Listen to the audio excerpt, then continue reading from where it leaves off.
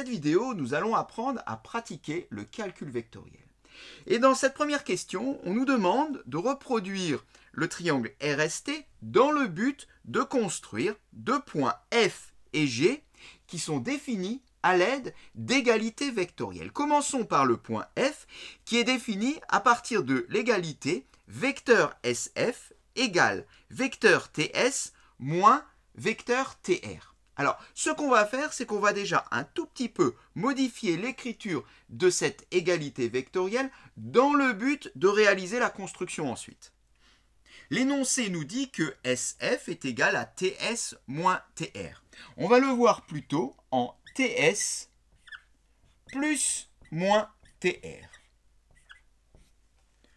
Ce qui algébriquement signifie la même chose, mais cela va permettre de considérer ici une somme de vecteurs. Pourquoi? Car pour construire le vecteur SF et ainsi obtenir le point F, c'est bien ça qu'on veut obtenir, on va être amené à construire un petit chemin partant de S, arrivant en F, en suivant les vecteurs TS et moins TR. Voilà pourquoi il vaut mieux considérer le vecteur moins TR. Alors, construisons ce chemin et pour cela, comme je viens de le dire, on va partir du point S et on va commencer par placer un représentant du vecteur TS d'origine S. Voilà qui est fait. C'est la première partie du chemin.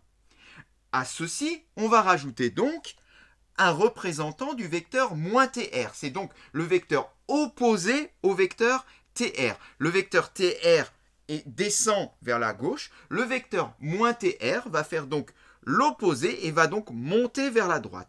Reproduisons donc ce vecteur moins TR et plaçons donc sur la figure, sur la feuille quadrillée, un représentant du vecteur moins TR.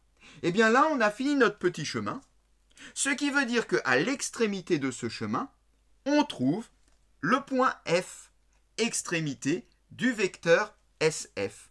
On a ainsi, en construisant bout à bout les vecteurs TS et moins TR, obtenu le vecteur SF et ainsi le point F. Et on va faire exactement de même pour construire le point G. Pour construire le point G, on va être amené à construire le vecteur TG. TG qui va être construit grâce à la somme de deux vecteurs qui sont le vecteur moins SR, donc opposé du vecteur SR, plus du vecteur moins 1,5 TR, opposé du vecteur 1,5 TR. Allons-y donc, on part cette fois-ci du point T et on va construire bout à bout à nouveau la somme de ces deux vecteurs. En commençant donc par le vecteur moins SR. Moins SR qui est donc l'opposé du vecteur SR. Traçons ce vecteur. On poursuit donc en plaçant maintenant le vecteur moins 1,5 TR. C'est-à-dire je prends la norme de TR que je multiplie par 1,5. J'obtiens ainsi le vecteur moins 1,5 TR et au bout de ce vecteur se trouve le point G, extrémité du vecteur TG. On a ainsi construit le point G. Alors la deuxième partie est indépendante de la première et on nous demande dans un premier temps de construire le point C tel que vecteur AC égale 2,5 vecteur AB. L'exercice est assez simple par rapport à ce qu'on a construit tout à l'heure. Il suffit juste, partant de A, de construire un représentant du vecteur 2,5 AB.